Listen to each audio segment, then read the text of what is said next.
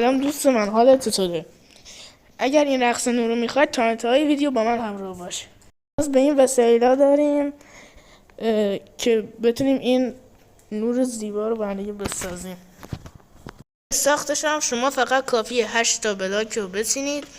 1 2 3 4 5 6 7 8 تا بلاک میچینید و 2 تا بلاک میاید بالا. 1 2 و 8 تا ردیف دیگه دوباره میاد عقب. 1 2 3 همینجوری میاید عقب تا به اینجا برسید. یه دونه بلوک میذارید اینجا.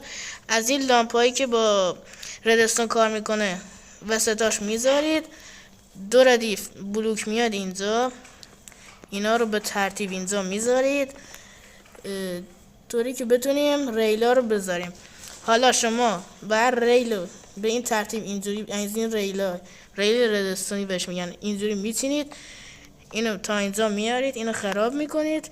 بعد از اینا میارید اینجا میذارید. بعد دوباره میارید اینجا به این ردیف ریل معمولی اینجوری میذارید و ریل ردستونی اینجا میذارید و یه دونه بلوک میارید میذارید اینجا.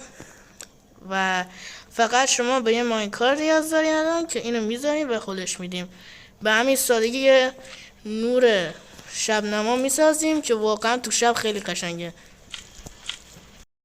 لایک و سابسکرایب یادت نره.